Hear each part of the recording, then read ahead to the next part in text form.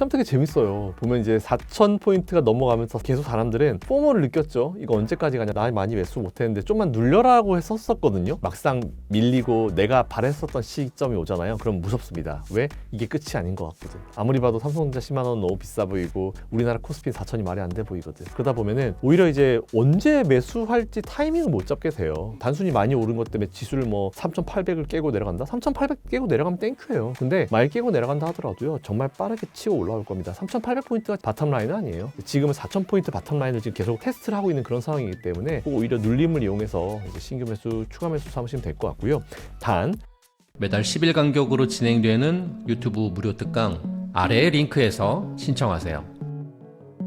코스피가 11월 들어 조정이 지속되고 있습니다. 현재 시장 어떻게 평가하고 계신가요? 일단 요거는 제가 지난번에 한번 나와서 말씀드렸을 텐데 10월 달에 금리 인하를 하면 안 됐었다라고 저는 생각을 해요. 여전히. 근데 뭐 이미 했기 때문에 어쩔 수 없다라고 생각하고 있긴 있지만, 이게 사람이라는 건 항상 보면은 기대감을 항상 많이 가지거든요. 그러니까 우리가 보통 그런 얘기 많이 하잖아요. 기대감이 크면 실망도 크다라는 그런 내용을 되게 많이 얘기하는데, 시장의 기대대로 갔으면은 거의 뭐 매달 금리 인하를 해야겠죠. 근데 일단 시점상으로 10월 달은 저는 넘어가고, 이제 제일 좋았던 거는 12월과 내년 1월 두 달 연속으로 금리 인하하는 게 제일 좋지 않았을까라는 생각을 하고 있었는데, 10월 달에 금리 인하를 하고 나니까 연준도 살짝 이제 딜레마에 빠진 거죠. 왜냐하면 11월 달에 FOMC가 없습니다. 근데 12월 달에 금리 인하를 한번 더 하기에는 부담이 조금 있죠. 그래서 그 사이에 지금 이제 연준 위원들 나와가지고 하시는 말씀이 12월 금리 인하는 모르겠다, 지켜봐야 된다, 그때 어떤 데이터를 보고해야 된다, 이런 식으로 얘기를 해버리니까 전 세계적으로 지금 뭔가 이게 뭐지라는 생각을 하면서 수급들이 좀 갈피를 못 잡고 있는 것 같아요. 거기다 어쨌든 증권사에서 이제 펀드 매니저를 하거나 이제 투자 역할을 하고 있는 분들은 보통 이제 평가를 받습니다. 분기평가, 연말평가 이런 걸 받아가지고 보통 AUM이라 부르는데, 내가 이제 총 가지고 있는 그 펀드 자산 더하기 수익까지 포함해가지고 전체 자산을 평가를 받아요. 그래서 이제 이게 잘 됐니 못했니 따라가지고 계약 연장이라든지 인센티브라든지 이런 것들이 결정되기 때문에, 어쨌든 그들 입장에서는 그럼 이제 수익 난 거 최대한 실현해야겠죠? 그죠? 나의 어떤 이 올해의 이 수확거리를 다 차익 실현하면서 이제 해놔야 되는 그런 시기가 다가오고 있기 때문에, 어떻게 보면 수학의 시기가 다가오고 있기 때문에 그런 수급들이 좀 같이 몰리면서 이제 이번 11월 달 같은 경우는 조금 쉽지 않은 분위기가 좀 만들어지고 있는 것 같습니다. 뭐 셧다운 때문에 시장이 못 간다라고 많은 분들이 말씀하셨지만, 그건 제가 아니라고 지난번에 말씀드렸고요. 셔다운 종료가 되면 단기적으로 물량 들어올 수 있지만, 결국 중요한 거는 지금 시기가 어떤 시기냐. 미국 같은 경우는 이제 어닝 시즌이에요. 그렇기 때문에 돌아서 생각해 보면은 특별한 외부적인 이슈가 없었을 때는 항상 이제 미국은 어닝 시즌이 되면은 그날 발표되는 기업들 중에 중요한 기업들의 어떤 실적 발표 상황에 따라서 그날 시장 분위기가 완전히 바뀝니다. 그러다 보니까 지금은 오히려 이제 외부적인 이슈들은 다 조용해진 상황이잖아요. 그런 상황에서 이제 어닝 시즌에 들어가면서 그날 발표되는 기업들의 실적에 따라서 움직이는 그런 분위기가 나오고 있는 것 같으니까, 어떻게 보면 11월 달은 그냥 당연히 이런 흐름이 나오는 게 맞다. 우리나라도 마찬가지고 어닝들이 발표되는 시기이기 때문에 이런 게 당연하다라고 좀 생각하시면 될 것 같고요. 다른 외부적인 이슈들을 만들어내지만 않는다고 하면은 오히려 11월 달 이렇게 눌리고 뭔가 시장이 더 시원시원하게 움직이지 못하고 조정이 이루어질 때 눌림을 이용해서 이제 추가 매수나 신규 매수를 해보시는 것도 전 나쁘지 않을 것 같다라는 생각을 가지고 있습니다. 이제 많은 사람들이 걱정을 하시는 게, 막상 이제 조정이 오니까 4,000 밑에 3,800 아래까지 더 깨지고 내려가는 게 아니냐 하는 우려도 나오고 있는데, 그럴 가능성도 있다고 보시나요? 참 되게 재밌어요. 보면 이제 4,000포인트가 넘어가면서 4,100 쭉쭉쭉 넘어가면서 쭉 가면서 계속 사람들은 포모를 느꼈죠. 이거 언제까지 가냐, 나 많이 매수 못했는데 좀만 눌려라고 했었거든요. 그래서 그런 상황에서 뭐라고 그랬냐면은, 어차피 조정이 필요한 시점이다. 우리나라 코스피 4,000 깨졌다, 다시 올라가고 이제 4,000포인트를 어떤 지지 라인을 확인하는 흐름이 나올 것이고, 삼성전자 같은 경우는 10만 원 깨졌다가 또 10만 원을 이제 지지 라인으로 보는 그 가격적인 부분을 테스트를 할 것이다 라는 그런 말씀을 드렸는데, 딱 지금 그게 진행되고 있다 보시면 됩니다. 다른 거요? 없어요. 다른 거 악재성 요인이 뭐 있을까요? 없습니다. 그러니까 사람 마음이 웃긴 게, 올라갈 때는 못 따라가서 되게 안타까워요. 근데 막상 밀리고 내가 바랬었던 시점이 오잖아요. 그럼 무섭습니다. 왜? 이게 끝이 아닌 것 같거든. 아무리 봐도 삼성전자 10만 원 너무 비싸 보이고 우리나라 코스피 4,000이 말이 안 돼 보이거든. 그러다 보면은 오히려 이제 언제 매수할지 타이밍을 못 잡게 돼요. 저는 오히려 지금 상황에서 시장을 누르는 요인이 뭐가 있을까? 단순히 많이 오른 것 때문에 지수를 뭐 3,800을 깨고 내려간다? 3,800 깨고 내려가면 땡큐예요. 근데 말 깨고 내려간다 하더라도요, 정말 빠르게 치고 올라올 겁니다. 3,800포인트가 지금 우리나라 증시의 이제 바텀라인은 아니에요. 지금은 4,000포인트 바텀라인을 지금 계속 테스트를 하고 있는 그런 상황이기 때문에 그 부분 체크하셔가지고 오히려 눌림을 이용해서 이제 신규 매수, 추가 매수 삼으시면 될 것 같고요. 단 바로 매수한다고 바로 지수가 올라가거나 바로 주가 올라간다거나 그런 걸 바라실 시점은 아닙니다. 왜냐하면 지금 여전히 외부적인 이슈들 중에 아직까지 정리 안 된 이슈들이 좀 있죠. 그리고 불안 요소들이 몇 가지가 좀 있기 때문에 바로 시장이 반등해서 바로 치고 올라가는 그런 분위기가 되진 않을 거예요. 그리고 발표되는 기업들의 실적이 생각보다는 그렇게 잘 나오지 않는 느낌이 있죠. 특히 이번 주 같은 경우는 엔비디아가 이제 나오는데 엔비디아에 대한 어떤 시장의 예상치를 제가 쭉 살펴봤는데 여전히 좀 높아요. 사실 여러분 생각해 보세요. 내 자신이 매년 20%씩 30%씩 성장을 하고 있을까요? 아니거든요. 되게 어려워요. 매년 20% 30% 성장한다는 게 되게 어렵고 특히 매출 기준으로 어렵기 때문에 그걸 바라는 것 자체가 저는 월가가 사실 제일 잘못됐다 생각합니다. 월가가 일반 개인 투자자들 간을 키워놓고 있어요.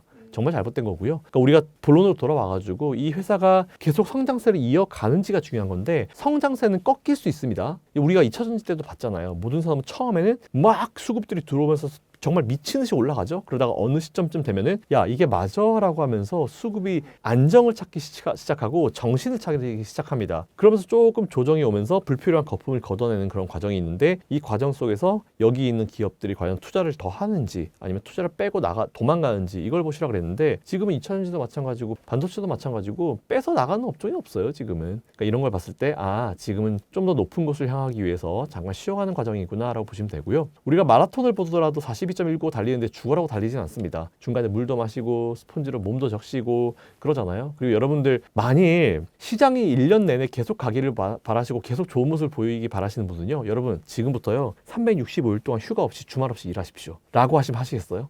아니에요. 모든 삶도 마찬가지고 주식도 마찬가지입니다. 달리는 흐름이 있으면요. 쉬어가는 시점도 분명히 뭐 한 달이든 두 달이든 있어야 돼요. 근데 되게 재밌는 건 뭔지 아십니까? 적당히 잘 쉬잖아요. 쉬면 쉴수록 오히려 나중에 올라갈 때 다시 탄력성이 굉장히 높아집니다. 그러니까 지금 오히려 좀 쉬는 김에 좀 잘 쉬어라 이렇게 생각하시는 게 제일 좋을 것 같아요. 만약에 지금 들어가면 또 반대급부로 그런 생각도 할 수 있을 것 같습니다. 2000대일 때 들어갔던 분들은 그래 많이 벌었어 이런 마음 드실 수 있을 것 같은데 3000 후반 이제 조정이 온다 해도 3000 중후반 때 들어가신 분들은 내가 먹는다 해도 얼마나 먹을까 하는 고민이 있을 것 같은데 상방은 좀 어디까지 갈 수 있을 것이라고 보시나요? 일단 저는 제가 몇 년 전부터 시장 안 좋고 뭐 경기 침체설 계속 나오고 우리나라 증시가 뭐 그런 얘기 있었잖아요. 이제 뭐 한국 증시 탈출이 지능순이다 이런 얘기 있었잖아요. 저는 그때부터 똑같이 제가 드렸던 포인트가 있어요. 우리나라 코스피 지수는 일단 3,850은 갖다 대놓고 거기가 스타팅 포인트지 그 밑에는 말이 안 되는 저평가 구간이다. 일단 3,850을 넘어가야 된다라고 말씀드렸는데 최근에 계산해 보니까 그게 좀 더 올라갔더라고요. 3,920.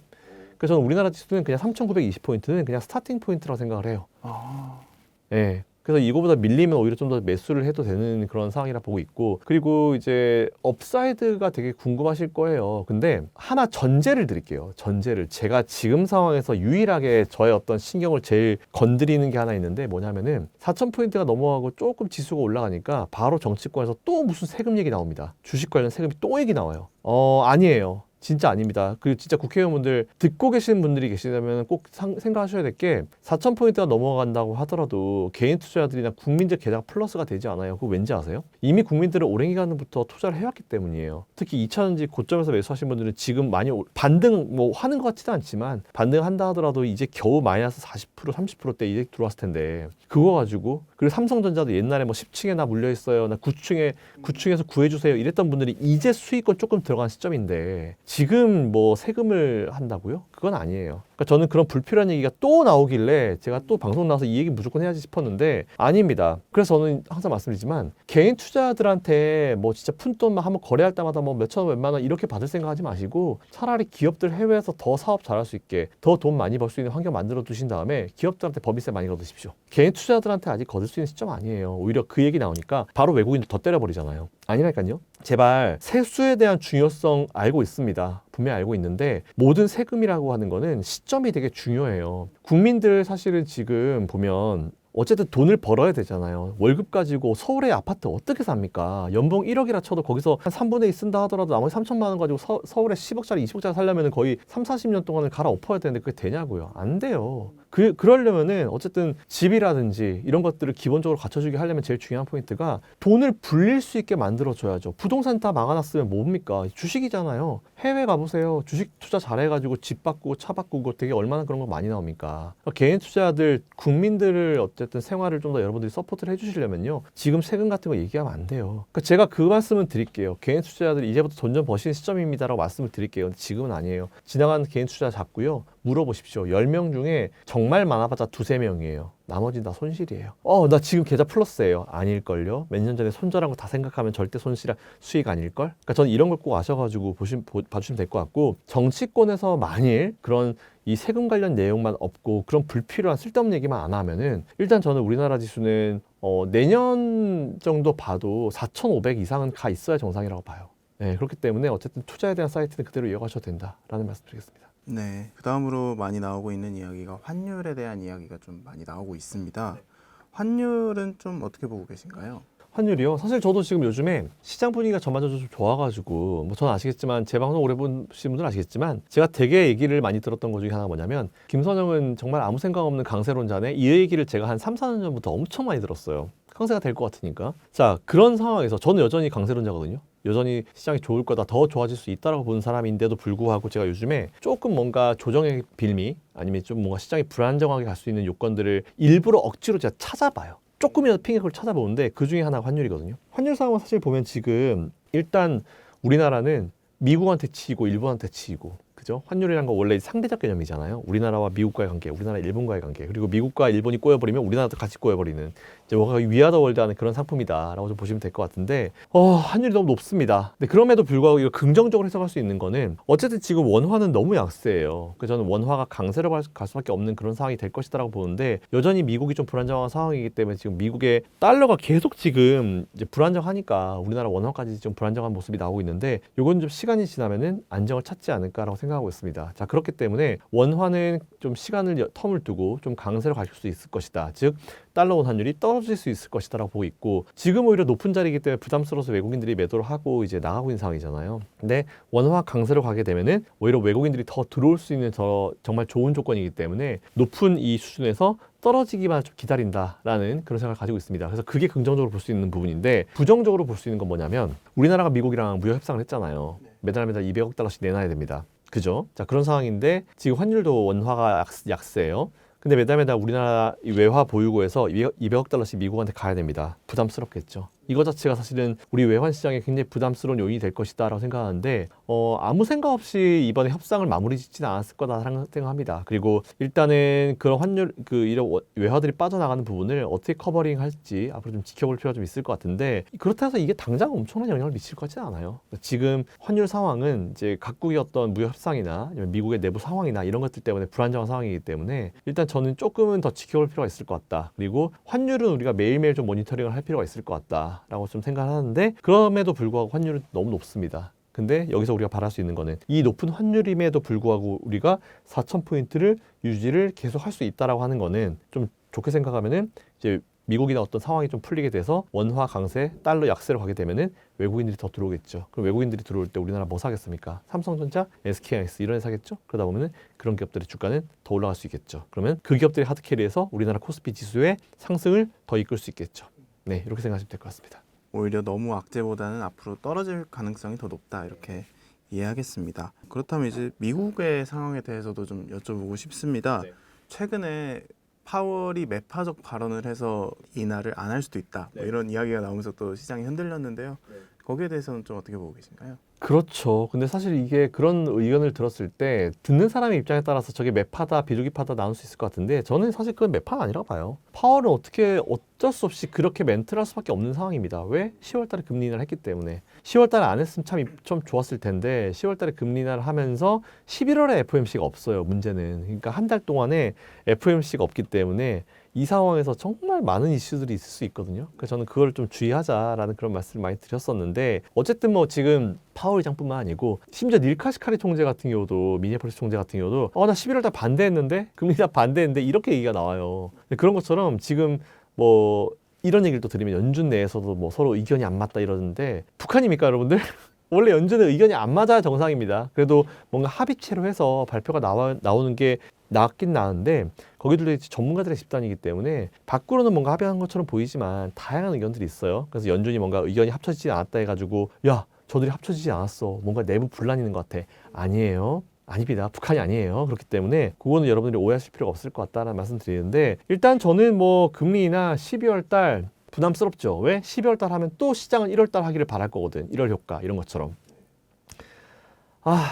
진짜 좀 답답해요. 그래서 저는 오히려 그래서 지금 상황에서는 오케이. 그러면은 그래도 설마 12월 하겠지, 1월 하겠지 이런 기대감이 시장에 있거든요. 그렇기 때문에 시장이 이렇게 반응하는 건데 있는 그대로 말씀드리면 저는 모양새로 따지면 12월은 좀 건너뛰는 것도 나쁘지 않겠다는 생각이 좀 들긴 들어요. 뭐 정 급하면 1월 달에 50bp 해버리면 되니까 네, 타이밍상으로 10월 달에 했으면 12월은 좀 건너뛰고 한번 가는 것도 낫지 않을까라는 생각을 가지는데 그렇게 되면 또 시장은 또 막 이런 막연한 걱정이 있을 거거든요. 근데 그럴 때 누가 나와가지고 12월은 모르겠는데 1월은 해야지 1월 정도 할 겁니다 하면 그게 반영이 또 한 달 빠르니까 또 12월 달 반영이 되면 또 올라갈 거예요. 그래서 저는 오히려 그게 지금 상황에서는 제일 낫지 않을까라고 생각하고 있어서 10월 달에 안 했었어야 되는데 했으니까 저는 12월 달이라도 한번 건너뛰는 게 낫지 않을까. 뭐 말 근데 지표가 안 좋으면 해야죠.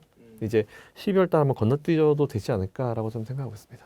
이게 오히려 12월에 안 할 걱정이 아니라 하는 게 오히려 더 걱정된다 이런 입장이신 건가요? 그렇죠. 지금 상황에서 물론 이제 연준이나 다른 모든 사람들이 이 높은 금리 수준 자체가 고착화되는 게 두렵긴 해요. 그럼 이제 10월 했고 12월 했고 1월 했고 줄줄줄 다 한다? 그렇게 금리를 빨리 내리면은 이제 물론 이제 금리를 빨리 내려서 좋은 업종들이 있겠죠. 근데 금리를 빨리 내리면은 오히려 안 좋은 업종들도 많아요. 이제 은행 같은 경우도 아시겠지만 그 예대 마진 가지고 먹고 사는 애들이잖아요. 그렇기 때문에 그렇게 금리를 빨리 내린다라고 하는 거는 첫 번째로 이제 분명히 이제 불편함을 가지고 있는 산업도 있을 것이고 두 번째로 금리를 빨리 내리잖아요. 만약 12월, 1월, 뭐 9월 내렸죠, 10월 내렸죠, 12월 내리고 1월 내리잖아요. 그러면 시장의 한켠에서는 와 금리 내린다 좋다라고 하겠지만 한켠에서 어떤 얘기 나오는지 압니까? 뭐 있는 거 아니야? 뭐지? 연준 그것도 파월이 왜 갑자기 4번 연속으로 금리 인하하지? 우리가 모르는 경제적 위험 신호가 있는 거 아니야? 이런 얘기 또 해요. 그러면서 또 그 불안 심리가 시장에 들어가잖아요. 그럼 그때는 이제 금리 인하 효과가 없어지는 거예요.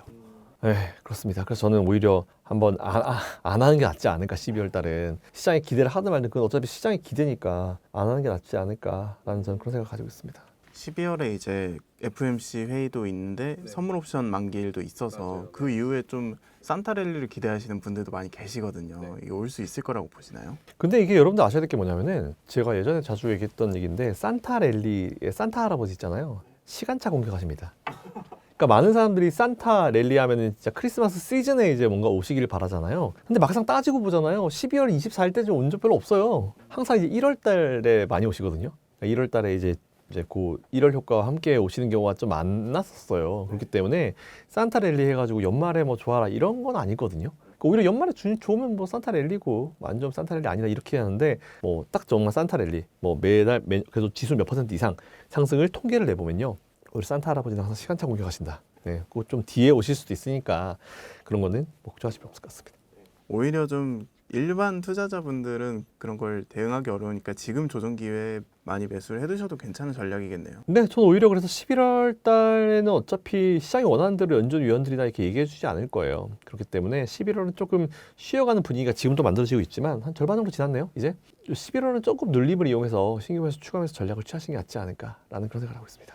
네, 이제 2차 전지 종목에 대해서 좀 여쭤보고 싶은데요. 11월 들어서 시장이 밀리면서 2차 전지도 함께 밀렸습니다. 현재 흐름 어떻게 보고 계신가요?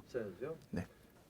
그 예전에 그 투자 진짜 한 10년 이상 하신 분들은요, 10년이 뭐야, 한 15년 정도 하신 분들은 우리나라 하면은 코스닥 하면 어떤 업종이었는지 기억나실 겁니다. 바이오 제약이었잖아요. 근데 그때 바이오 제약이랑 지금이랑 어떻게 보면 심리적으로 똑같아요. 2차 전지랑 보면. 물론 이제 많은 사람들이 관심의 중간에 있는 건 알고 있죠. 근데 이 그때 당시에도 바이오 제약이 참 저는 문제가 뭐냐고 생각했냐면 첫 번째 너무 많은 기대감을 가지고 있다. 바이오 제약 같은 경우는 바로바로 뭔가 이제 실적이 나오고 바로바로 뭔가 나오는 산업이 아니에요. 그렇기 때문에 좀 딜레이가 있는데 그 딜레이를 참 못 기다렸다 사람들이. 그리고 두 번째 어쨌든 많은 사람들의 관심사에 있으니까 이제 업종이 올라가고 떨어지고 우리가 많이 평가를 하잖아요. 근데 되게 재밌던 게 아무런 관계가 없는 기업인데도 셀트리온 올라가면 이 업종이 다 올라가고요. 셀트리온 떨어지면 다 떨어졌습니다. 어떤 느낌인지 아시겠죠? 딱 지금 2차전지도 그래요. LG엔솔이랑 관련도 없는 기업이 빠지면 LG엔솔도 같이 떨어집니다. 그리고 SDI도 마찬가지고요. 그러니까 이 업종 자체가 지금 보면 정말 많은 분들이 진짜 그 버블의 끝자락에서 매수하시는 분들이 되게 많았잖아요. 그때 당시엔 버블이에요. 근데 저는 사실 이 업종 자체가 뭔가 리프레시가 잘 되면은 지난번 그 고점 자리도 한번 도전해볼 만하다라고 생각하는 사람이거든요. 그건 잠시 후 설명드리겠지만 일단은 그런 걸 봤을 때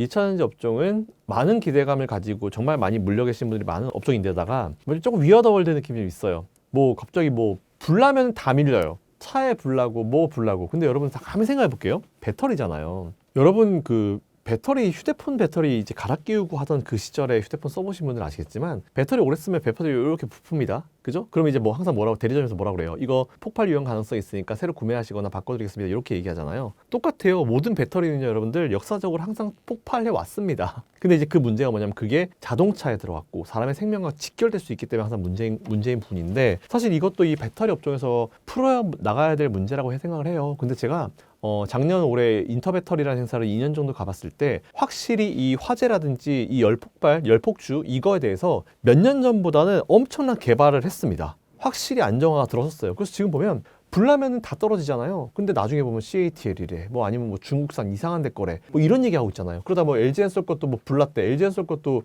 LG엔솔도 불이다? 불 나죠 그러면. 안 나는 배터리는 없어요. 그리고 아무리 좋은 배터리라 하더라도 외부에서 어느 정도 충격이 가했냐에 따라 가지고 그걸 버티거나 혹은 못 버티거나 달라지는데 아무리 배터리를 잘 만들어도요 밖에서 때리면 다 불납니다. 아무리 좋은 제품도. 그러니까 우리가 너무 이런 기사 하나하나에 너무 예민하게 받아들이는 그런 경향이 좀 있는 것 같아요. 예전에 그것도 그랬어요. 바이오 제약도 그랬어요. 어떤 한 회사가 비슷한 임상한다 하더라. 실패했다. 그럼 요 비슷한 임상한 회사 다 밀었어요.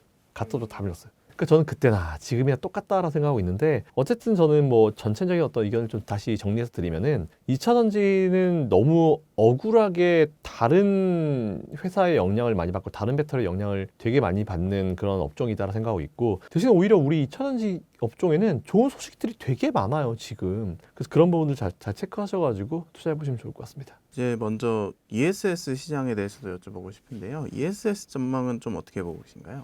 ESS는 제가 예전에 그 테슬라 예전에 한 3, 4년 됐나요? 그때 테슬라의 어떤 새로운 매출 구조 너무 많은 분들이 전기차 하길래 테슬라의 새로운 매출 구조를 제가 딱 그때 두 가지를 했어요. 슈퍼차저랑 이제 전기차 이 저장 기술, ESS 기술. 근데 이제 그걸 했더니 어떤 분이 그때 리플이었나 뭐로 그때 정말 코딱지만한 매출 가지고 뭘 바라냐. 테슬라는 전기차 회사지. 그러길래 제가 이게 일론 머스크가 생각하는 아이디어는 그게 아닌데 전기차는 어느 정도 안정궤도 올랐으니까 나머지 매출을 살리려고 노력할 텐데 그리고 사업해 보시는 분들 아시겠지만 나의 매출의 포트폴리오가 많으면 많을수록 좋아요. 한 곳에서만 나오잖아요. 그럼 걔 끊기면 내 인생 끊깁니다. 그렇기 때문에 고객도 다변화시키려고 하는 거고 돈도 여러 군데서 벌릴 수 있게 하는 게 사실 사업가의 기본이거든요. 일론 머스크가 똑같잖아요.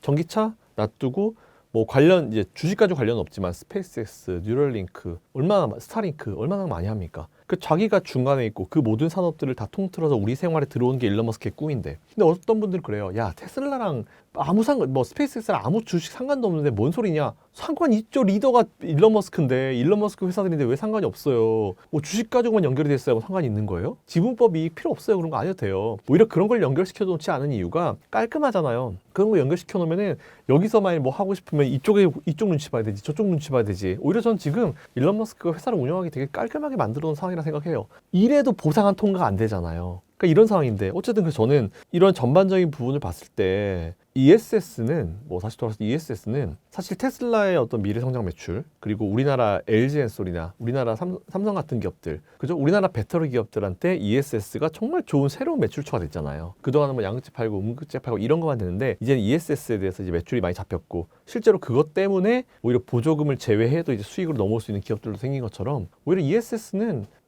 당분간 이어질 거예요. 근데 여러분 되게 재밌는 게 뭔지 아세요? ESS도 결국은 배터리예요. 결국 배터리잖아요. 전기 저장해 놓는 저장 장치인데 배터리도 전기 저장 장치잖아요. 똑같은 건데 크기가 확장됐다 그뿐이죠. 그럼 나중에 그러면은 ESS에 불나면 또 그거 가지고 또 관련주 밀어버리실래요?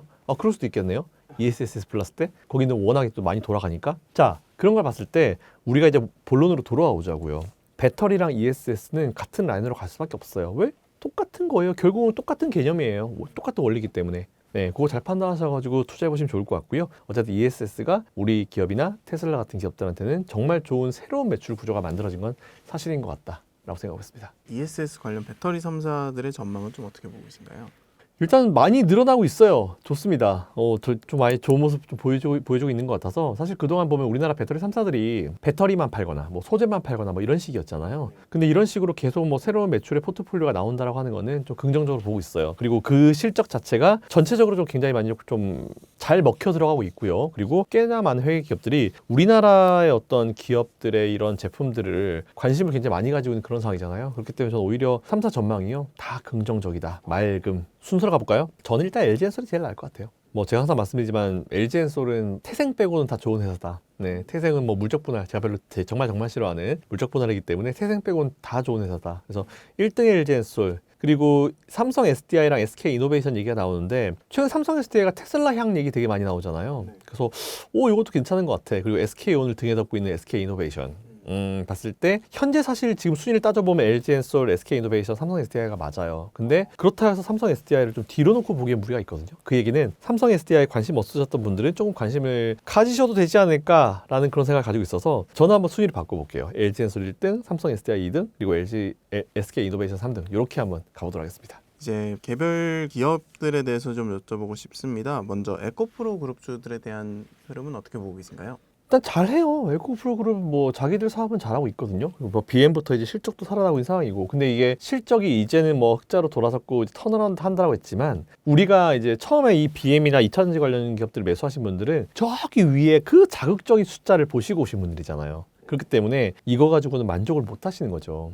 그러다 보니까 이제 이쪽으로 수급이 뭔가 강력하게 나오지 못하고 있다라는 그런 생각이 좀 나오고 있는 것 같고, 일단 오늘은 지금 제가 잠깐 보니까 에코프로 BM이 좀 반등을 하고 있긴 하네요. 1.53% 반등을 하고 있긴 있는데, 지금 정도 자리면은 아시겠지만 지난 10월 27일 날 한번 18만 원대 올라갔다가 좀 조정 좀 쉬고 있잖아요. 근데 이게 조정이라고 하기에는 조금 무리가 있어요. 그냥 잘 쉬어가는 과정이고 적절히 쉬어가는 과정이다라고 좀 보고 있어가지고 지금 정도 자리면 오히려 진입을 해보셔도 되겠네요. 네, 저는 오히려 이번에 내려갈 때 좀 숫자가 깨져가지고 많이 밑으로 내려갈 수도 있지 않을까라는 생각을 했는데, 오히려 지금 자리면 지지를 좀 잘 받고 있는 것 같아서 오히려 지금 되면은 이제 기술적으로 좀 돌릴 시점이 되지 않았나라고 해서 에코프로 BM 같은 기업들, 그리고 에코프로 그룹들은 여전히 투자의 매력은 살아있다, 이렇게 생각하면 될 것 같습니다. 다음으로 포스코 그룹주에 대한 전망도 한 말씀 부탁드리겠습니다. 포스코 그룹, 포스코 홀딩스 일단 정말 많은 걸 얻어맞고 있는 상황입니다. 근데 오히려 저는 지금 이렇게 어려운 상황에서 회사 뭔가 리프레시 시킨다고 하면서 오히려 얻어맞을 거를 그냥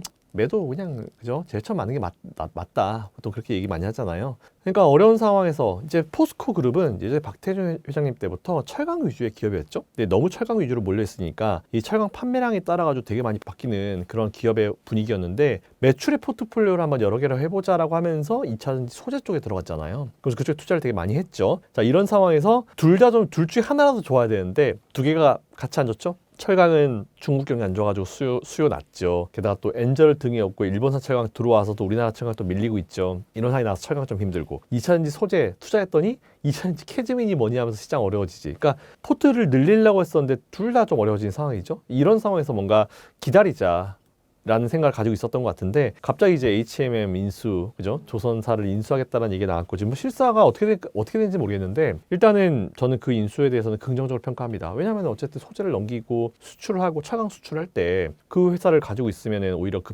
물류 비용 절감을 할 수 있는 상황이잖아요. 그래서 오히려 저는 긍정적으로 보고 있어가지고 미래를 위해서는 나쁘지 않다고 보는데, 단기적으로 문제예요. 왜? 워낙 덩어리가 크잖아요. 인수를 하면 하려면 뭘 줘야 됩니까? 돈을 줘야 되잖아요. 근데 그나마 이제 유보자금 가지고 이제 버티고 있었는데, 그런데 인수를 한다고 하면서 돈을 준다고 하니까 주주들 입장에서는 아니 우리 안 그래도 지금 불안한데 있는 돈까지 쓴다고, 이렇게 나올 수 있거든요. 근데 어떻게 생각하면은 나중에 이 인수가 체결이 됐을 때 중요한 포인트는 포스코 홀딩스가 과연 그 인수 자금을 현금 캐시로 주느냐 아니면 주식 수합으로 주느냐, 그 방식이 되게 중요하거든요. 근데 제가 봤을 때는 캐시로 줄 가능성이 커요.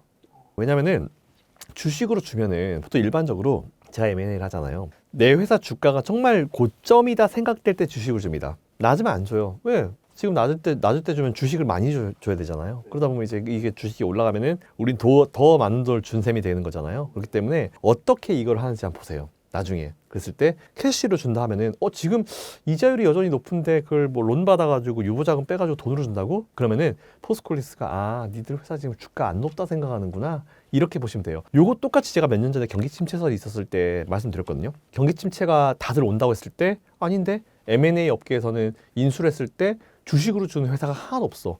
그 높은 금리에서 다 현금 주던데 이렇게 제가 설명드린 적 있거든요. 근데 그때 아무도 안 믿으셨죠? 근데 경기 침체 않았죠? 이렇게 보시면 되는 거예요. 그래서 저는 오히려 포스코 그룹 그래 기왕이면은 뭐 나중에 주가 쭉쭉 뽑을 때 수조 원짜리 인수를 발표해버리게 되면 주가가 눌릴 수 있잖아요. 오히려 밑에서 털 거 다 털고 그냥 회사의 이 운영 방안 자체 다 오픈시켜버리고 그리고 나중을 준비하는 것도 전 나쁘지 않다 보고 있어가지고 포스코홀딩스에 대한 기존 저의 투자 의견은 그대로 그냥 유지를 하고 투자 가능성이나 매력 또는 충분히 있다라고 말씀드리고 포스코홀딩스 제가 오래전부터 계속 좀 말씀드렸던 목표가가 있긴 있어요. 아시겠지만 뭐 제가 또 이 얘기하면 또 아마 비판을 받을 텐데 저는 포스코홀딩스는 그냥 한 100만 원 정도는 갖다 대놓고 있어야 정상인 기업이다 라고 생각하고 있습니다. 물론 기간은 걸릴 수 있어요. 근데 포스코란 기업을 설마 여러분 단타 치실 건 아니잖아요. 그죠? 중장기적으로 보시고 투자를 이어가시면 좋을 것 같다라는 생각을 가지고 있습니다. 네. 이제 또 많은 분들이 들고 계시는 기업이 LNF 많이 들고 계시는데 LNF는 좀 어떻게 보고 계신가요?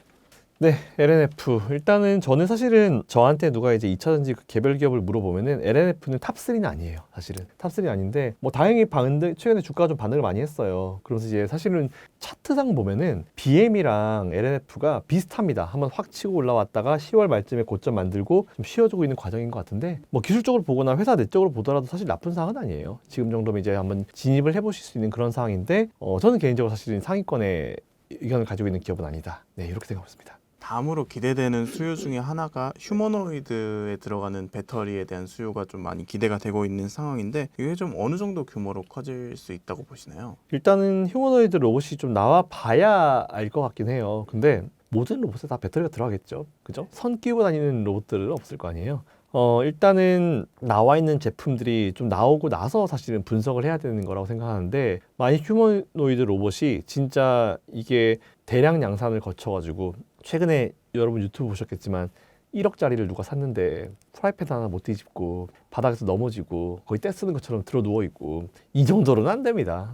네, 진짜 우리 생활에 도움이 될 수 있을 만한 그런 안드로이드 수준이 나와야 되는데 아직까지 거기에 도달한 것 같지는 않아요. 그래서 전 사실은 휴머노이드에 들어가는 이런 배터리에 대해서 제가 뭐 지금 당장 앞으로 시장이 어떻게 될 것이다라고 말씀드리는 거는 지금 휴머노이드가 아직 준비가 안 됐는데 저는 그런 건 좀 아닌 것 같아가지고 일단 요 의견은 제가 추후에 설명을 드리는데 만약 휴머노이드가 진짜 우리 생활에 들어와서 정말 이제 너무 우리 생활을 많이 도와주는 그런 수준으로 올라온다고 하면요 당연히 네 관련 배터리 관련 기업들도 관심을 가지실 필요가 충분히 있죠. 네. 이제 2차 전지는 마지막으로 결국에는 전기차 시장이 살아나야 주가가 쭉쭉 올라갈 것 같은데 전기차 시장은 좀 어떻게 보고 계신가요? 전기차 시장, 일단 전기차 시장 같은 경우는 저는 지금은 여러 가지 이슈들이 되게 많이 나오는 시장이죠. 일단 1차 치킨 게임이 끝났고 결국 이제 이 치킨 게임의 승자는 뭐 저는 테슬라라 보고 있거든요. 물론 테슬라가 옛날만큼 많이 안 팔릴 수는 있어요. 근데 여러분들 꼭 기억하셔야 될 건 뭐냐면 한 업종에서 한 제품이 그 시장을 장악하는 거를 저는 바라지는 않습니다. 그러니까 자동차 시장이라는 걸 전체적으로 놓고 봤을 때 바이든 대통령 그랬잖아요. 전체 자동차를 전기차화 시키겠다. 그것 자체가 저는 거짓말이라고 봐요. 현실성 제로입니다. 아니 이미 수백 년 동안 내연기관 차가 있어 왔는데 그 수백 년 동안 이걸 다 없애버리고 전기차로 하겠다? 그러면 그 전기차 밑에 있는 1차 벤더, 2차 벤더 정말 수십 년, 수백 년 동안 이 산업을 영위해온 사람들은 다 죽어라는 건가요? 이건 정말 말이 안 되는 거라 봐요. 정말 현실성 없는 거라 봤고 근데 재미있는 거는 이 시장을 어쨌든 이제 자동차 시장을 서로 이제 땅 따먹기를 하는 거죠. 내연기관이 압도적으로 높을 것이고 그리고 여기를 수소라든지 하이브리드라든지 전기차가 이제 들어가서 이제 시장 점유율을 뺏어온 방식이거든요, 지금. 근데 일단 제가 지난번에 말씀드렸지만 제 후배가 저한테 형 전기차는 언제쯤 갈까라고 저한테 물어보더라고요. 그럼 제가 뭐라고 했냐면은 유가가 반등하기 시작했을 때.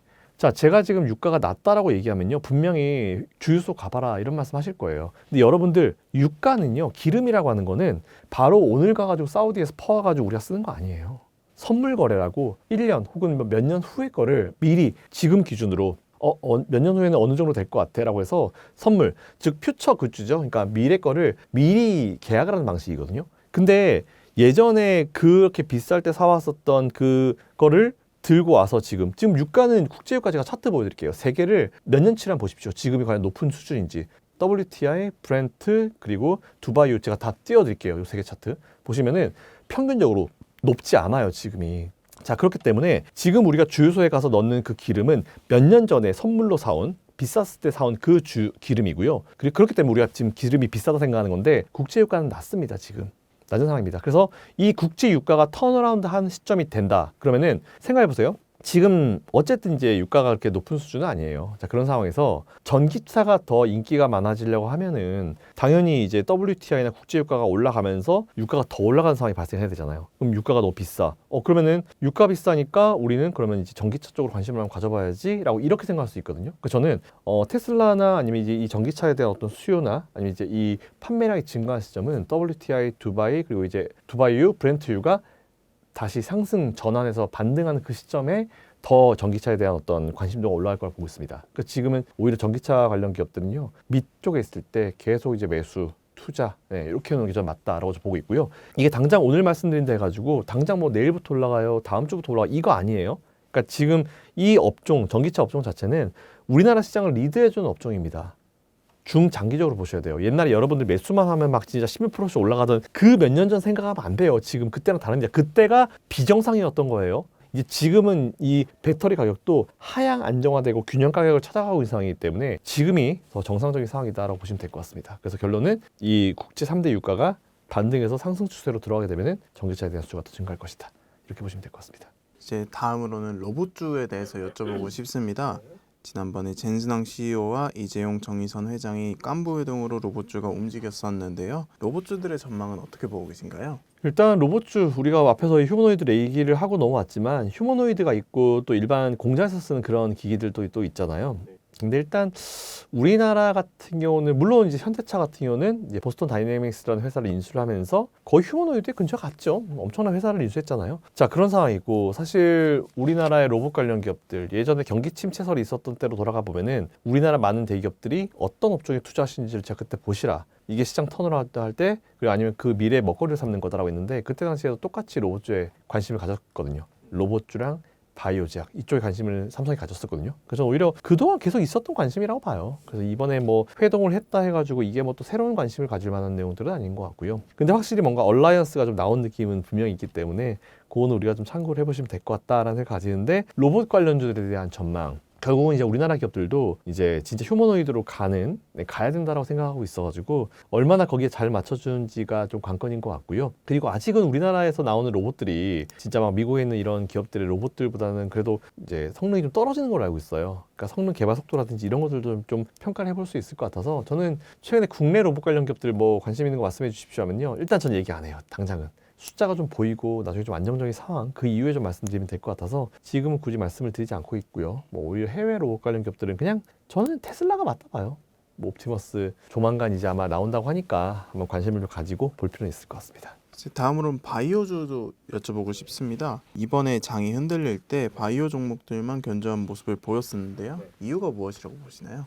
이거는 당연한 거예요, 사실은. 일단 첫 번째로 금리 인하기에 수혜는 바이오주죠. 그리고 두 번째로 미국에서 최근에 헬스케어 관련 기업들이 조금 정신을 차리고 있어요. 예, 이에 따라 가지고 헬스케어 관련 기업들이 좀 좋은 모습을 보이니까 우리나라도 관련 기업들도 좀 좋은 모습 보였죠. 게다가 우리나라 내에서도 기술 이전이라든지 이런 좋은 소식들이 나오고 있고 또 제가 항상 말씀드리는 거 글로벌 빅파마의 블록버스터급의 약들의 라이센스가 끝납니다. 그럼 이제 그 라이센스를 사와가지고 우리나라는 이제 시밀러 만들 수 있는 거죠. 그럼 이제 그 약도 가격이 더 떨어질 수 있는 그런 좋은 상황이기 때문에 우리 전 지금 바이오 제약주들이 좋은 모습을 보이는 거는 전 당연하다 봐요. 되게 재밌죠. 근데 얼마 전까지 관심도 없고 거의 2021년도 이후에 돈이 제일 많이 들어오는 걸로 제가 알고 있는데 그런 거 보면 참 재밌어요.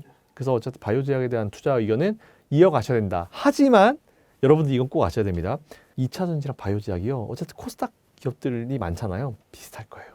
바이오주는 뭐다? 위아더월드입니다. 셀트리온, 삼성바이오로직스 올라가면 전반적인 분위기가 좋았고 걔들 안 좋잖아요. 아무 관련 없는 기업들도 주가가 밀릴 수 있어요. 근데 그거 체크하시면 될 것 같고 각 기업들마다 굉장히 많은 수주 소식이라든지 이런 것도 있으니까 그런 것도 잘 판단하셔가지고 투자해 보시면 좋대. 바이오주에 대한 투자 의견은 저는 가능하다.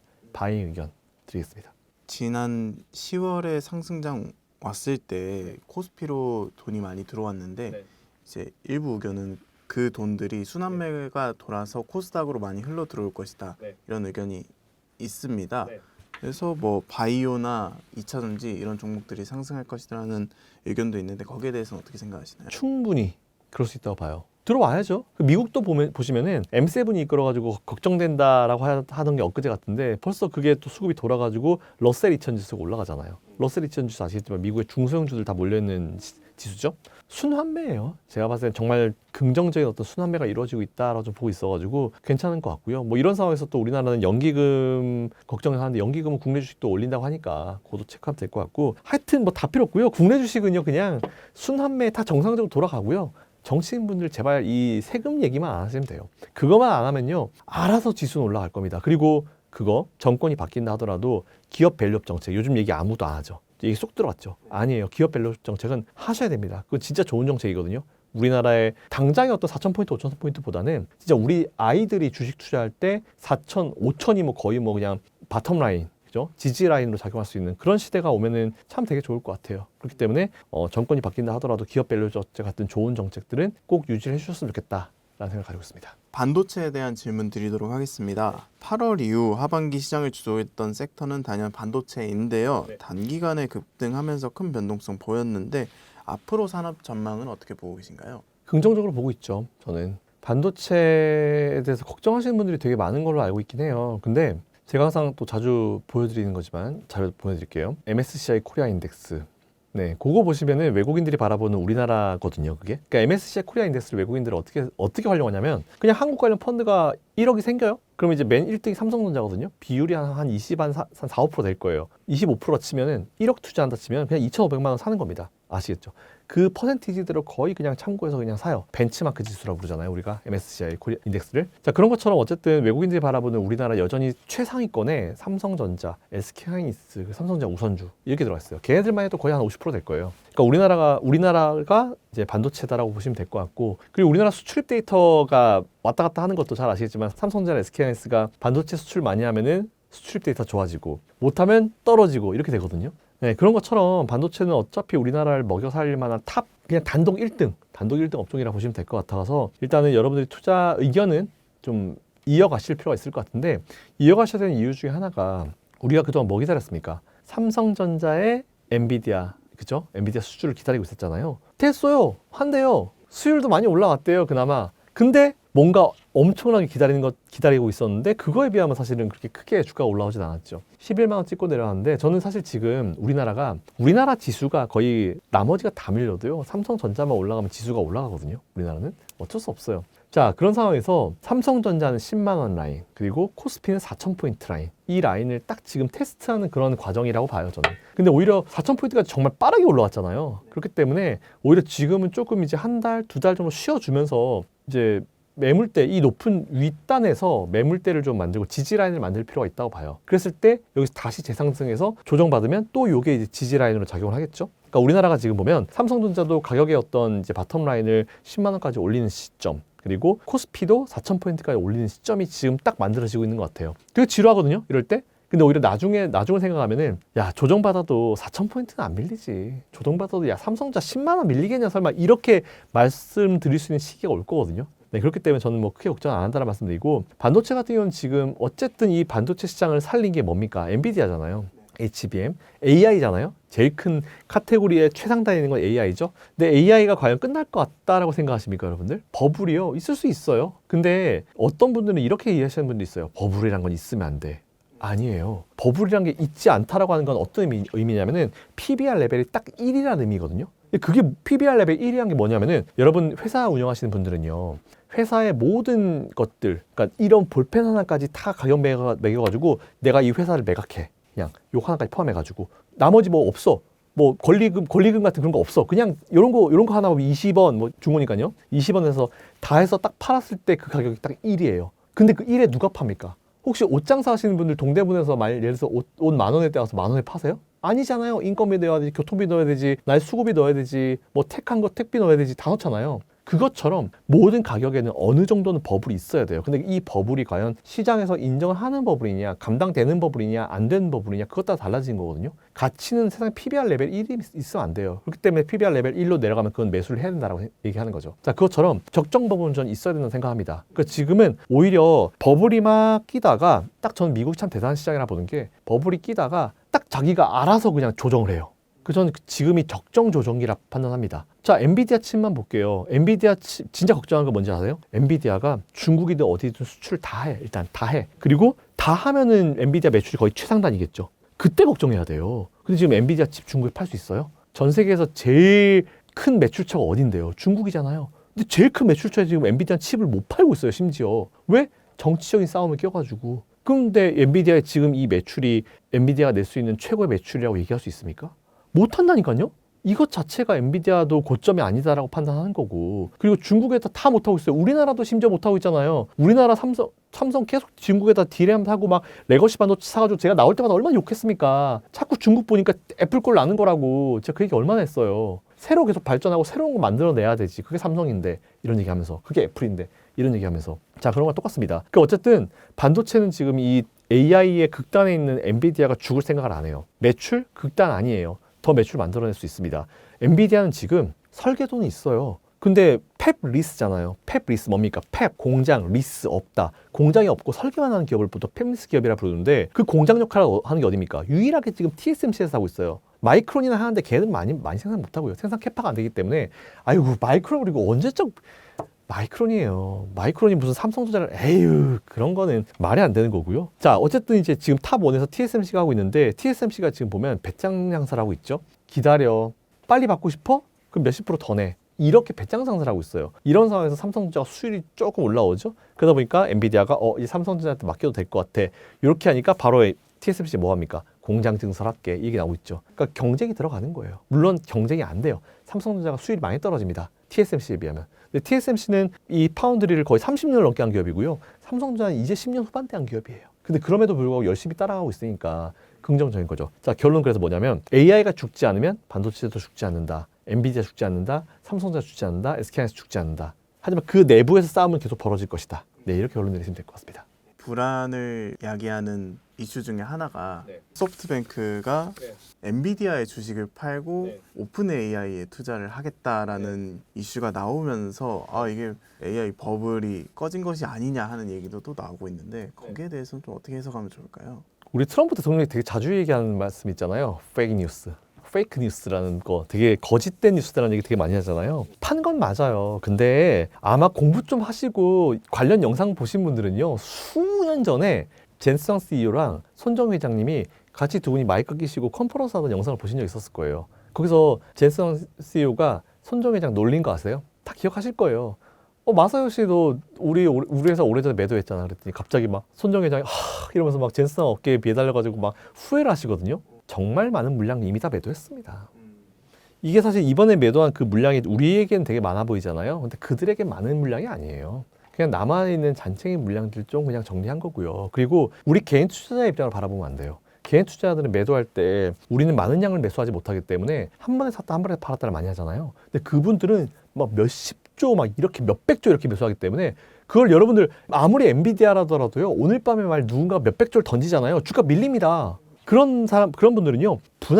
적당히 계속 분할로 이제 끊어 나가는 거예요. 지금 펀드 매니저들이 지금 물량을 다 던지지 않는 이유가 12월 달 나 평가받으니까 12월 달에 다 매도해야지. 전 세계 펀드 매니저들이 12월 달 다 던지잖아요. 세계 증시 공황 상태 발생해요. 그러다 보니까 미리미리 매도하면서 그 수급들이 나오고 있는 거거든요. 엔비디아요. 이미 매도할 거 다 옛날에 매도 다 했어요. 남은 것 좀 매도한 거예요. 그거 가지고 뭐라고 하면 안 되죠. 그래서 사실 저는 그 이슈가 나왔을 때 혼자 웃었어요. 도대체 이건 뭘까? AI 버블이 나와가지고 손정희 회장이 매도했다? 그러면 AI의 대표 주자인 오픈 AI 투자하면 안 되죠. 그 돈 빼가지고 오픈 AI 투자하면 그 말이 안 되는 거죠. 오픈 AI에 왜 투자했냐면 참 저도 제가 샘 올트먼을 개인적으로 별로 안 좋아하는데 오픈 AI가 참 안 좋은 선례를 만들고 있어요. 지금 오픈 AI라는 회사가 이름이 왜 만들어진지 아십니까? 처음에 샘 올트먼이라는 젊은이가 있어요. 돈이 없어요. 아이디어는 좋아. 근데 뭔가 생각 바른 것 같아. 그래서 너희들 내가 투자해줄게. 대신에 우리가 만든 여기 모든 소스는 다 공개하자. 공개로 쓸 수 있게 하자 해서 오픈 AI라고 이름을 만든 거고 그 투자를 해준 사람이 누구냐면은 일론 머스크예요. 일론 머스크 자서전 보시면 그게 나와 있거든요. 근데 그거를 잊었어요. 돈이 들어가니까 돈이 좀 될 것 같으니까 옛날을 까먹었어요. 샘 올트먼은 그냥 정신이 나간 거죠. 근데 그 정신 나가게 한 게 누구냐면은 빌 게이츠입니다. 빌 게이츠가 이제 간을 크게 해준 거죠. 자, 오픈 AI는 원래 비영리 기업이에요. 비영리 기업, 비영리로 그 좋은 정보를 오픈하겠다. 되게 좋은 발상이었죠? 근데 갑자기 영리 기업으로 바꾸는데 전환한대요. 이건 아니에요. 왜냐하면 비영리 기업은 비영리 기업으로서 받을 수 있는 정부의 지원이 있고요. 영리 기업은 또 지원이 있고 세금도 다르고 정말 많은 게 달라요. 근데 밑에 있을 때는 비영리 기업으로 해가지고 회사가 컸어. 근데 조금 살만하다니까 영리 기업으로 전환한다? 그런 식으로 치면 처음부터 다 비영리 기업에서 정부한테 받을 만한 거 다 받고 나중에 영리 기업 전환해버리죠. 좋지 않은 선례를 남기는 거예요. 이거를 똑같이 누가 마크 저커버그가 이걸 비판을 했거든요.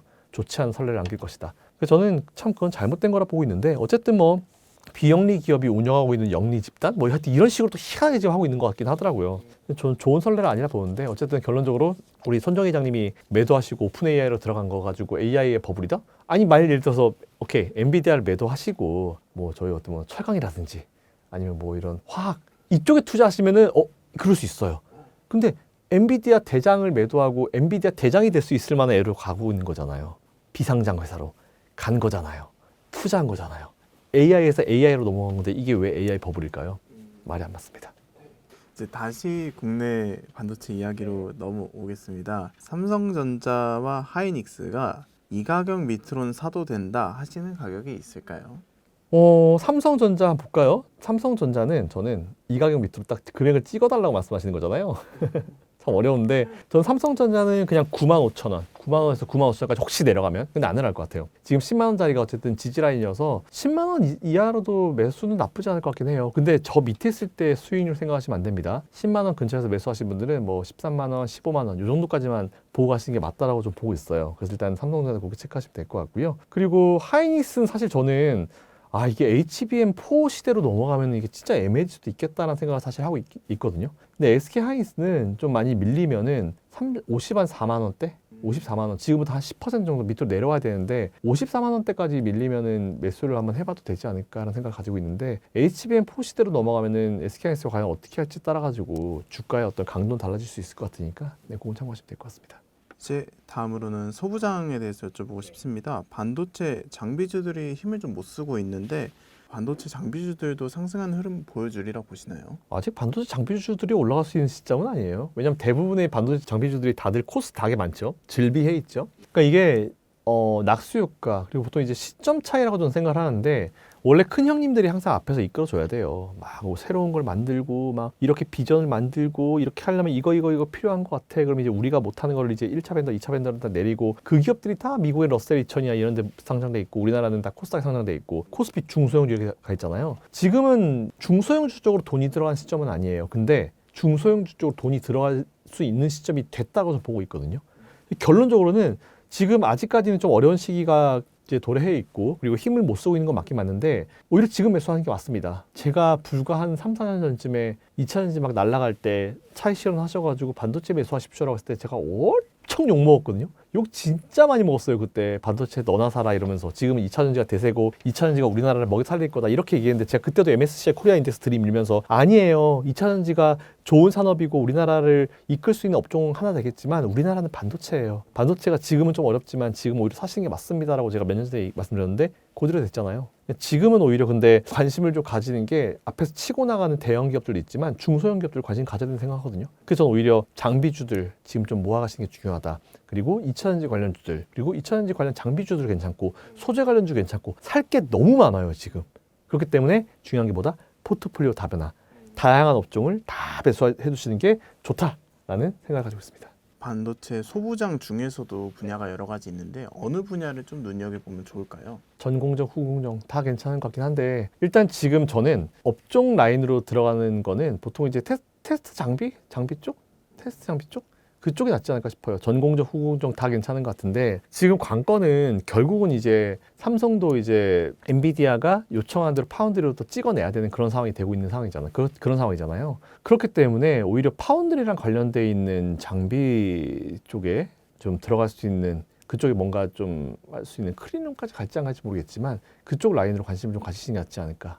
조금 이르긴 할 거예요. 근데 공부해 보셔도 반도체 장비주들 그쪽 라인으로 괜찮지 않을까라고 생각하고 있습니다. 네, 다음으로는 주도주 전략에 대해서 좀 여쭤보고 싶습니다. 상반기를 이끌었던 조방원전에 대한 투자 전략은 좀 어떻게 보고 계신가요? 조방원전이요? 저는 그대로 이끌고 가는 게 맞다라고 봐요. 근데 참 우리나라가 지금 시점이 타이밍이 되게 좋은 게 뭐냐면 조선, 방산, 원전, 전력기기 이거 다 보면은 딱 컨셉은 두 가지예요. 미국의 중국 제재 그리고 AI예요. 맞잖아요. 조선주 우리나라 정말 중국한테 껴가지고 정말 죽기 정말 진짜 소고기만 알고 있었는데 갑자기 미국이 중국을 제재를 해주면서 그리고 최근에 또 갑자기 필리조선소 얘기 나오고 우리나라 핵 관련 또 추진함 얘기 나오고 갑자기 분위기가 확 달라졌어요. 그러니까 결국 미국이 이제 우리나라 조선 기업을 살렸다라고 본 게 맞아요. 이게 팩트입니다. 근데 그 관계는 이미 합의도 했지만 유지가 되겠죠. 그래서 저는 오히려 조선주들은 계속 관심을 가지실 필요가 있을 것 같다라는 생각을 가지고 있고요. 그리고 방산, 원전, 그리고 전력기기. 방산은 우리 사실 거의 지난 그 러시아 우크라이나 전쟁 때문에 어떻게 보면 전쟁이라는 게 발생하면 안 되죠. 사실 전쟁 저 되게 싫어하는데 어쨌든 그 전쟁으로 인해서 가성비가 좋고 납기를 잘 맞추는 우리나라의 방산 기업들이 빵 뜬 거죠. 여기에는 환학으로 당연히 들어가 있고 그런 상황이기 때문에 오히려 저는 그런 걸 봤을 때 방산은 이제 한동안 우리나라의 어느 정도의 비율은 계속 맞춰주는 좋은 업종이 될 것이다 라고 좀 생각하고 있고 그리고 이번에 이재명 대통령 또 방산 박람회도 갔다 오셨더라고요. 그런 거 보면 확실히 정부 차원에서도 방산에 대한 중요성을 가지고 있다 라고 체크하시면 될 것 같고 원전이랑 전력기기 이건 AI잖아요. AI가 안 죽으면 얘네들 죽지 않습니다. 네 그렇게 생각하시면 될 것 같아요. 근데 얘네가 길게 보면 가격이 뭐 30배, 50배, 100배 오른 종목들도 있거든요. 그런데도 지금 계속 투자를 진입을 해도 괜찮다고 보시나요? 그러니까 지금 중요한 포인트는 그거예요. 항상 우리가 상승장에 되게 중요한 게 뭐냐면 시장이 분위기가 좋잖아요. 그러면은 예를 들어서 원전 관련주라고 하면은 어떤 기업이 원전 관련주로 제가 인정하는 거는 적어도 그 회사 매출의 50% 이상. 전체가 나오면 좋죠. 근데 그 회사 매출의 5%, 10%밖에 안 되는데 원전 관련주로 올라간 기업들 되게 많아요. 그런 기업들이 단계가 크게 올라갔거든요. 그거는 아닌 거죠. 그러니까 지금부터는 중요한 포인트가 뭐냐면 자 되게 재밌는 게 엔비디아 차트 있잖아요. 그 차트를 딱 여러분들이 1년 정도? 한 2년 정도만 보실 수 있게 차트를 세팅을 해요. 이 차트는 맥스로 세팅해놓고 2년만 보는 겁니다. 그리고 그 차트를 쭉 과거로 이제 옮겨보세요. 한 2, 3년 전만 옮겨보시더라도 그 차트 거의 서 있거든요. 2, 3년 전에 엔비디아 차트 서 있어요. 그 위에서 분명히 이거 더 못 갈 것 같다라고 생각하시겠지만 그 차트를 다시 옮겨가지고 요 상단으로 다시 가보세요. 여기서 더 올라 있어요. 한 번 더 해보세요. 더 올라 있어요. 그러니까 중요한 포인트가 뭐냐면 차트는 그렇게 중요하지 않아요. 근데 엔비디아 같은 경우는 높았지만 거기서 그만큼 매출을 만들어내고 시장의 기대치를 충족시켜주면서 더 주가가 올라간 거잖아요. 테슬라 마찬가지고 M7은 다 마찬가지잖아요. 그러니까 차트를 보시고 투자하시면 저는 위험하다고 판단되는 게 예를 들어서 차트도 서 있는데 그 기업의 실적도 서 있어. 그럼 계속 가는 거예요. 근데 차트는 서 있는데 실적은 아직 모르겠어. 뭐 흑자 전환 언제 된대요. 버리셔야 되는 기업입니다. 그 기업은. 네, 이렇게 평가하시면 될 것 같아요. 조선 방산, 뭐 전력기기는 지금 매출이 잘 나오고 있는데 원전주는 이제 기대감으로 가는 게 좀 크다고 볼 수 있지 않을까요? 그렇죠. 원전 참 우리나라 잘했는데 탈원전을 하면서 참 원전 사업 다 죽여놨죠. 저희 선배님도 사실은 한 분이 원전 사업을 하시다가 망하셔가지고 완전히 그냥 파산이 되신 선배님 한 분 계시는데 오히려 지금 원전 사업을 다시 하려고 노력 되게 많이 하고 있고 해외, 미국이랑 하려고 하는 쪽들이 되게 많이 나오더라고요. 그게 현실인 것 같아요. 그러니까 저는 참 원전 쪽 산업을 보면서 우리가 원래 잘하던 거 그때부터 계속 잘해가지고 계속 서포트 해줬으면은 더 잘했겠죠? 죽여놓고 다시 살아나. 이건 아닌 것 같아요. 너무 안타까운 현실이면 맞는 것 같아요. 이건 정치적으로 따질 게 아니고요. 잘하는 업종은 어떤 업종이든지 간에 밀어줘야 됩니다. 잘했잖아요. 그래서 그게 좀 안타까운 부분이긴 한데 그래서 저는 원전 관련주들을 지금 누가 물어보면요. 몇 개 안 떠올라요. 뭐 에너빌리티 뭐 이런 애들밖에 안 떠올라요. 중소형 기업들 중에 원전 관련주들 물어보시잖아요. 저는 얘기 안 해요. 아직 숫자가 안 나와요. 지금 상황에서 제가 드릴 수 있는 게 없는 것 같아가지고 일단 조금 주의를 하실 필요가 있을 것 같다. 대형 기업들 위주로 아니면 원전 관련 해외 기업들 위주로 투자하시는 게 좀 좋지 않을까라는 생각하고 있습니다. 그 밖에 대표님께서 좀 지켜보고 계시는 업종이 있는지도 좀 궁금합니다. 저요? 저는 뭐 일단 조방원전 이 정도로 반도체 아마 이게 우리나라 시장을 좀 이끌긴 하지 않을까 싶은데 제가 지난번에도 계속 좀 말씀드렸던 거는 디스플레이 말씀드렸잖아요. 디스플레이주가 여러분들 한번 생각을 해보세요. 이게 아직까지는 움직이지는 못할 거예요. 왜냐하면 중국한테 치이고 있다는 내용들이 되게 많이 나오는데 여전히 중국이랑 우리나라의 기술력 차이는 굉장히 많이 벌어져 있습니다. 게다가 디스플레이주들은 이제 뭘 하든지 간에 우리나라 디스플레이가 다 들어가잖아요. 그리고 게다가 또 되게 재밌는 거 미국이 중국을 제재를 해주면서 그동안 이제 싼값으로 들어갔던 BOE 중국의 BOE의 디스플레이가 이제 더 이상 미국에 못 들어갑니다. 그럼 이제 어디 거 들어가겠어요? 애플 이런 기업들 신제품 나올 때 어디 거 쓰겠습니까? 삼성 디스플레이, LG 디스플레이 쓰는 거예요. 오히려 제재를 걸어주면서. 그리고 또 배터리는 또 오늘 테슬라 발표 나왔잖아요. 테슬라 제품에서 더 이상 중국 걸 쓰지 않는 걸 고려하고 있다. 그럼 배터리도 이제 중국 거 쓰지 않겠다는 얘기겠죠? 그럼 이제 어디 거 쓰겠습니까? 우리나라 거 쓰는 거예요. 그래서 무역 협상이 중요한 겁니다. 국가 간의 협상이 중요한 거고 정치권은 이런 걸 잘해 주셔야 되는 거죠. 그래서 저는 오히려 그런 걸 봤을 때 배터리 2차전지 관련 기업들도 그렇고 그리고 이 디스플레이도 그렇고 미국이 중국을 제재해주면서 우리가 완전 중국한테 시장을 뺏길 뻔했던 거를 한 번에 다 찾아온 거죠. 그래서 관세 몇 % 올라간 게 중요한 게 아니에요. 우리나라는 미국이 중국을 제재를 해줬고 우리나라는 미국과의 관계를 원활하게 만들어가고 우리나라에 기술을 주면서 제재를 걸어주니까 반사이익을 얻는 업종이 몇 개예요 도대체. 지금 몇 개나 됩니까? 이게 엄청나게 많잖아요. 네, 이걸 우리는 좀 잘 기억하실 필요가 있을 것 같아서 해서 오늘은 2차전지는 항상 제가 말씀드리기 때문에 그건 관심 가지시면 될 것 같고 더하기 디스플레이 아직 조용할 거거든요. 그러니까 한번 공부 잘 해보시고 이제 애플 향이나 아니면 이제 이쪽으로 들어갈 수 있는 디스플레이 관련 기업들은 어느 순간 튀어요. 그 디스플레이 관련 쪽이 진짜 안 가는데 한번 탄력 붙으면 진짜 빨리 가거든요. 수백 %짜리가 나올 수도 있는 업종이 이쪽이라 봐요 저는. 네, 그거 참고하시면 될 것 같습니다. LG 디스플레이 보면 상반기 바닥 대비 한 80% 정도 그렇죠. 이미 올라오긴 했네요. 맞아요. 좀 올라오긴 했습니다. 그리고 삼성 디스플레이는 없으니까 비상장이잖아요. 어디 있어요? 삼성전자에 있죠. 그럼 삼성전자의 실적에도 도움이 될 수 있겠구나.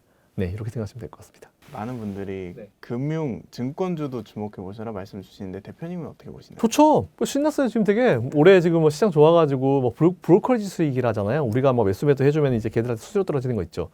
어마어마할 거예요. 우리나라 4,000포인트 넘어와가지고 막 지금 뭐 난리도 아니죠. 그래서 증권 관련 주들은 아무래도 실적이 되게 잘 나올 겁니다. 네, 그래서 저는 오히려 올해 실적 보고 증권 관련 주들 투자하시는 건 괜찮을 것 같고 그래서 제가 드리는 말씀 증권사는 양심이 있으면 배당 많이 하십시오. 많이 해야 됩니다. 많이 해먹었잖아요. 돌립시다. 주주 친화 정책. 자, 지금이 보여줄 시기입니다, 여러분들이. 증권 기업들, 자, 올해 배당 파이팅 하시고요. 그리고 은행주들은 보통 이제 은행이 우리가 지금 보통 이제 예대 마진이 나잖아요. 예금과 대출의 그 마진. 그러니까 우리한테 걔네들이 주는 이자는 뭐 0. 몇 프로, 뭐 1%도 안 되잖아요. 근데 지들이 우리가 대출을 했을 때 뭐 3%, 4% 이러잖아요. 그래서 예를 들어서 은행이 하나 있어요. 내가 걔한테 1억을 넣었어요. 걔는 고객이 나밖에 없어요. 넣었어. 그럼 걔들은 나한테 매달 매년 이자를 1% 준다고 해요. 그래서 전 찾아가가지고 돈이 필요해. 야, 나 대출 좀 해줘. 내 돈 가지고 나한테 대출해 줍니다. 근데 이자율을 한 3% 받아요. 응? 2% 가지고 먹고 사는 게 걔네들이거든요. 물론 이제 그 이후에 방카슈랑스 뭐 하면서 걔네들도 투자 되게 많이 하죠. 수익을 만들어내기 때문에. 근데 지금 중요한 거는 금리 인하기예요. 금리 인하기이기 때문에 어떤 분들은 금리 인하기면 대출이라도 떨어지겠네요. 그럼 이제 우리한테 주는 시중금리도 떨어지겠네요. 그러면 이제 그 예대마진이 더 줄어들 수 있겠네요. 하시면서 거기서 딱 분석이 끝나면 안 됩니다. 자, 대출 이자가 여러분들 생각해 보세요. 여러분들 아파트 지금 대출 받으셔서 사셨죠? 금리가 떨어지면 그 변동금리 하신 분들은 그 이자도 떨어져야 돼요. 자, 여러분들 지금 이자율보다 반이 낮아진다라면 기분 좋지 않겠어요? 이자율이 떨어지잖아요. 대출에 대한 수요가 증가합니다. 네, 그렇기 때문에 예대 마진이 증가할 수 있는 거죠. 아시겠죠? 원래는 10명한테 대출해 주다가 20, 30명한테 대출해 주면 걔들은 매출이 몇 배가 늘 수 있죠. 이런 걸 잘 판단하셔야 됩니다. 그래서 저는 금융주 괜찮게 봐요. 금융 괜찮게 보고 있고 뭐 한 번 더 강조를 드리면 증권사들 배당 많이 하십시오. 올해 많이 해먹었으니까 많이 해야 돼요. 이상입니다. 제 투자 조언에 대해서도 여쭤보고 싶습니다. 의외로 상승장에서 상승 종목들만 가는 경향이 있어서 물려 계신 분들도 더러 계시는데요. 그런 분들에게 조언 한 말씀 해주실 수 있을까요? 많이 물려 계실 거예요. 지금 뭐 투자 최소한 4, 5년 이상 하시는 분들은요. 아직까지 종목들 마이너스 30%, 40%짜리 많을 거예요. 20, 30%짜리. 많이 올라왔다고 하지만 아직까지 마이너스가 많을 거거든요. 근데 여러분들이 판단하실 수 있는 거는 지금 딱 두 가지예요. 저는 손절을 바라진 않아요. 뭐냐면은 첫 번째로 여러분들이 가지고 계신 그 기업의 실적을 보십시오. 여러분들이 분명히 예전에 핫해가지고 매수하신 업종들 분명히 있을 거예요. 많을 거예요. 2차전지 투자하신 분들은 손실이 크실 거거든요. 자, 지금부터는 객관적인 시각으로 바라보는 거예요. 옛날에 내가 막 막연하게 그냥 폼으로 샀던 그런 거 말고 딱 지금의 상황, 이 회사가 과연 이 어려운 상황에서도 얼마나 투자를 늘렸고 얼마나 그 사이에 시장 점유율을 늘릴 수 있는 노력을 했으며 그리고 당장 실적이 어떻게 개선되고 있으며 매출의 포트폴리오가 어떻게 많아졌는지 이걸 보시면 됩니다. 좋아졌잖아요. 힘드시겠지만 보유하십시오. 주식하다 보면요. 지금 특히나 지금처럼 상한가 하한가가 30%로 바뀌었잖아요. 예전에 10%대, 12%대, 15%대, 30%대 쭉 바뀌어오면서 지금처럼 30%뭐 하면 그냥 날려버리면 그냥 하루 20% 날아가잖아요. 지금 이런 시기에 30, 40%는요. 그냥 그러려니 하시는 포인트로 하시면 됩니다. 반대로 떨어질 때 그렇게 많이 떨어졌지만 올라올 때 20%씩 올라오잖아요. 마이너스 40%라도요. 일주일이면 끝나요. 그 정도로 강한 시장이 나올 수 있거든요. 실적만 살아난다 하면. 그렇기 때문에 지금 어려우신 거 맞아요. 그리고 지수가 많이 올랐지만 개인 투자자들 중에 여전히 7, 80%가 손실이라는 얘기가 나옵니다. 통계가 그렇게 나왔어요. 금융위원회인가 어디서. 여전히 많이 손실이 크시다는 거죠. 알거든요. 근데 지금 여러분들은 매도하시고 딴 데로 넘어가시고 싶은 포모가 엄청 느껴지실 거예요. 아닙니다. 지금은 조금 묵직하게 계시는 게 맞아요. 단 그 기업의 실적이 살아나고 성장성이 만들어지고 시장 점유율을 만들기 위해서 어려운 상황에서 노력을 많이 한 기업이라면 끝까지 들고 계십시오. 혹시 비중이 적다면요, 추가 매수하셔서 단가를 낮추셔도 됩니다. 하지만 비중이 아무리 좋은 삼성전자라도 저는 전체 투자자금 대비해서 30% 이상 매수하지 마시라거든요. 30%가 넘으시면 그대로 홀드하면서 지켜보신 전략. 하지만 비중이 5%, 막 3%밖에 안 돼요. 추가 매수하셔서 10%까지 올리셔도 됩니다. 대표님의 현 시점 포트폴리오 전략이 궁금한데요. 네. 만약에 1억이 있다면 어떻게 투자하실지도 한 말씀 해주시면 좋을 1억이요? 것 같습니다. 지금 일단 저는 항상 하던 대로 미국과 우리나라로 나누겠습니다. 미국과 한국을 나누고요. 미국과 한국 비율, 미국 4, 한국 6, 이게 맞다 봐요. 우리나라가 갈 수 있는 업사이드가 훨씬 더 높습니다. 자, 그러면 미국 40%, 1억이면 한 4천만 원 되겠죠? 4천만 원 그냥 지금 M7 중에요. 여러분 원하시는 거 아무거나 매수하십시오. 많이 밀린 거 있죠. 저는 오히려 뭐 테슬라 뭐 이런 데서 많이 밀렸잖아요. 엔비디아 좀 애매하죠. 그리고 뭐 메타도 좀 좋긴 하지만 그래도 매수 시점을 보기엔 좀 애매할 수도 있겠지만 뭐 나쁘지 않긴 해요. 그래서 M7 기업들 중에 눌려있는 기업들 여러분들 원하시는 거 아무거나 10%씩 4개 매수하십시오. 이렇게 하시면 될 것 같고요. 우리나라는 일단 60% 비중 중에 반도체는 가져가야 돼요. 반도체 뭐 한 10% 이상 가져가야 된다 보고 있고, 그리고 레버리지 매수하십시오. 레버리지 ETF 있죠. 지금 보면 이제 시장 빠질 거에 대해서 인버스 하시는 분도 계시는데 뭐 코덱스 레버리지라든지 레버리지 ETF, 우리나라 지수 상승 쪽에 베팅하는, 미국 보면 이제 그런 뭐 항상 워렌 버핏이 말씀하신 거 있잖아요. S&P 500 ETF 투자하라고 말씀하시는 것처럼 저도 레버리지 우리나라 지수 상승에 베팅하는 ETF를 좀 가지고 계셨으면 좋겠다라는 생각을 가지고 있어요. 그리고 디스플레이, 아까 말씀드린 디스플레이 10% 정도씩 가져가시는 거 좋겠다 생각하고 있고, 그리고 2차전지도 10% 이 정도 가지고 계시면 좋겠다라고 생각하고 있고, 그리고 원전은 좀 아닌 것 같고요. 방산, 조선, 방산. 기존 걸 좀 올리죠. 자, 반도체 15% 하겠습니다. 반도체 15% 가고요. 그리고 2차전지도 15% 하겠습니다. 그러면은 30%, 40%, 50% 했죠? 그 나머지 10%가 남잖아요. 10%는 여러분들 트레이딩 하십시오. 단타. 네, 요거 딱 좋을 것 같아요. 이상입니다. 마지막으로 투자 공부에 어려움이 있으신 분들은 좀 어떻게 공부를 하면 좋을지도 한 말씀 해주시면 좋을 것 같습니다. 투자 공부, 사실 저도 이제 한국 주식을 한지 벌써 제가 98년도 계좌 처음 만들었으니까 27년 정도 된 것 같아요. 근데 공부할 수 있는 게 진짜 너무너무 없더라고요. 정보는 많은데 우리가 정보 많은 게 좋은 게 아니잖아요. 이게 좋은 정보인지 나쁜 정보인지를 우리가 좀 항상 이제 이거를 나눠서 생각할 필요가 있는데, 그래서 제가 예전부터 좀 되게 준비하고 있었던 게 있었어요. 언젠간 해야지. 저의 어떤 오지랖에서 이제 시작된 건데, 제가 경제 강의 사업을 하나 새로 시작했습니다. 그래서 매달 지금 서울에서 실제로 이제 뵙고 있어요. 서울 미더비라는 이름으로 매달 뵙고 있고, 이미 지금 한 7, 8회 정도 해오면서 금방 이제 이 신청 인원이 끝나버리고 있더라고요. 너무 감사하게 생각하고 있는데, 제가 이번에 처음으로 12월 13일 날 부산을 갑니다. 그래서 이미 신청은 진행 중에 있고요. 아마 신청 링크는 밑에 PD님이 달아주실 텐데, 저는 그냥 여러분들이 이걸 들으시고 나서, 그러니까 그게 중요하다 생각해요. 호흡을 같이 하는 게 중요하다 생각합니다. 저도 매일매일 시장을 바라보는 입장으로서 시장은 자주 바뀌어요. 그렇기 때문에 매달 계속 같이 공부를 하면서 호흡을 하면서 왜 전문가라고 하는 저 사람이 이런 생각을 가지고 있는지, 그런 걸 여러분들이 공유하고 그런 식으로 공부를 해나가는 걸 바라고 있거든요. 그렇기 때문에 제가 하고 있는 이 강의 사업, 진행하고 있는 것들 관심 많이 가져주시고요. 제가 2가지입니다. 첫 번째고 한국 경제에서 이제 와우 아카데미라는 곳에서 강의를 열었어요. 오픈을 했는데 그게 지금 50명 선착순 끝났어요. 제가 부탁드리고 50명이 더 했는데 50명 또 끝났어요. 그래서 제가 아마 50명을 더 추가로 부탁드려가지고 그게 아마 지금 시작이 되고 있을 텐데, 그것도 몇 명 안 남았거든요. 그것도 링크 달아주실 거니까, 와우 아카데미의 제 강의 10강짜리인데 초보자들을 위한 강의고요. 이거를 베이스로 제가 중급과 고급까지 강의할 거니까 이것도 쪽 많은 이용 부탁드리겠습니다. 그리고 2번째로 저희 회사 LSK 파트너스가 매달 하는 이 강의 사업 부산으로 갑니다. 그것도 많은 시청 부탁드리고요. 또 다음 달에 또 우리 경제원탑에서는 뵐 수 있겠죠? 네, 꼭 많은 이용 부탁드리고 또 자주 뵀으면 좋겠습니다. 감사합니다.